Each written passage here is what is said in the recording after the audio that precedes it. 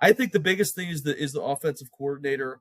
If they go with McDaniel, that is going to be a massive type of offensive change. Jalen has never played the way that Mike McDaniel coaches the quarterback position. Mike McDaniel Good. throws in the middle of the field. I saw something where it's like 38% of the pass plays target the middle of the field. Jalen's career high is like 8% throwing the middle of the field.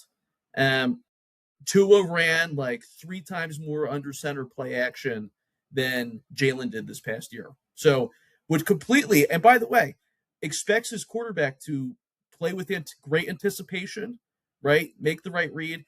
It would, if Mike McDaniel comes in here and is the OC, I think that is indicating that the Birds are trying to evaluate their quarterback a little bit. I mean, they should. They should be. And Mike McDaniel's, out of all the candidates that are out there, he's definitely the best offensive mind. It wasn't that long ago that we watched him put up 70 points, right, with the Dolphins.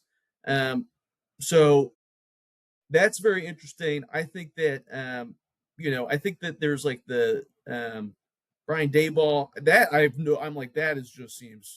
That seems crazy to me to have Daboll and Sirianni on the sideline together. I'm like, that is just like hothead central there. Daboll coached him at Alabama. Yes, and loves him. So has actually apparently he's the person who talked to Sirianni first about Jalen and talked about his great composure and his presence. So that would be very much like, I think the Daboll pick would be more in line with like, let's get someone in here that Jalen feels pretty comfortable working with.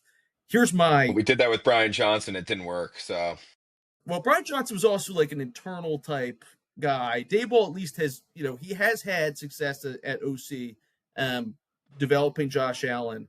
Brian Johnson never had like an opportunity like that.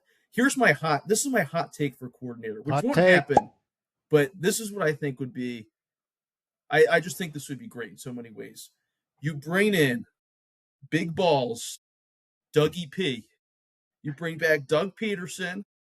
You're not going to have the,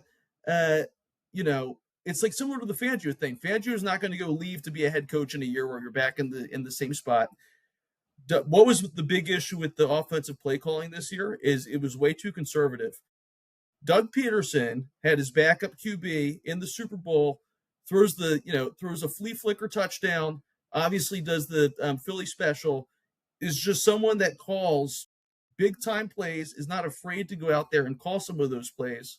Is the guy that benched Wentz and put Hurts in, right? Like, we got to see what we have with Hurts.